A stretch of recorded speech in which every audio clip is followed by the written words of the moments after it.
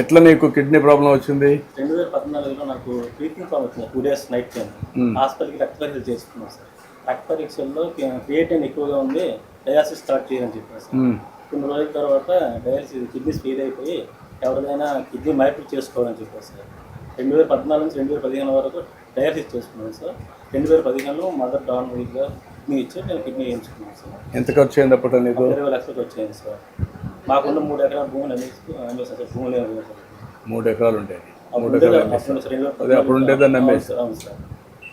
ఎంత కమ్మే అప్పుడు 3 ఎకరాలు? అప్పుడు తక్కువ రేట్లు సార్, ధరలు ఎక్కువ లేదు. 3 లక్షలు లెక్క, ఎకరా 3 లక్షలు, 9 లక్షలు కమ్మి సార్.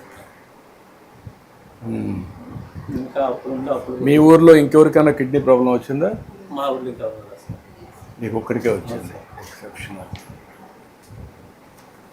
అప్పుడు కిడ్నీ ట్రాన్స్ప్లాంట్ టైంలో మీరు నాకు సీఎం రిలీఫ్ ఫండ్ ద్వారా నాకు కొంత ఆదాయం ఇచ్చేసారు. ఎంత ఇచ్చాము? 1,60,000 ఇచ్చేసారు. 1,60,000 2015 ఇచ్చేసారు. 10 ఇచ్చా. నీ ఆరోగ్యం ఎట్టుందమ్మా కిడ్నీ ఇచ్చినాక?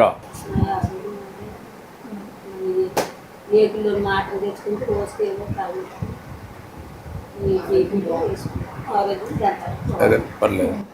నీకు ఒక 6,000 రూపాయలు ఇస్తున్నాం కదమ్మా, బాబుకి ఒక 10,000 రూపాయలు ఇస్తున్నాం. ఇదివరకు నాకు 5,000 పింఛన్ గతం వచ్చేది సార్. ఇప్పుడు 10,000 చేశారు సార్. అప్పుడు కష్టంగా ఉంది. ఇప్పుడు మందులు కొనుక్కున్న టైంకి కూర్చోమ్మా, కూర్చోతలే కూర్చో. ఇంటికి వచ్చేకి సరిపోతుంది సార్ నాకు. మీరు బాగా చదువుకోండి. మళ్ళా మీ తల్లి కష్టపడకూడదు. మీ నాన్న కిడ్నీ ఇచ్చింది, అవన్నీ వృధాగా పోకూడదు. మీరు బాగా చదువుకొని పైకి వచ్చి వాళ్ళని కూడా చల్లగా చూసుకోవాలి. చేస్తారా? ఏం భయపడతాయి మనం ఏం కాదమ్మా, మేము ఉంటాం కదా. ఏం కాదు, మేమందరం అండగా ఉంటాం. మేము గవర్నమెంట్ ఇదే ఏమంటామా. ధైర్యంగా ఉండి పిల్లలు, ధైర్యంగా ఉండి బాగా చదువుకుంటే ధైర్యంగా ఉండి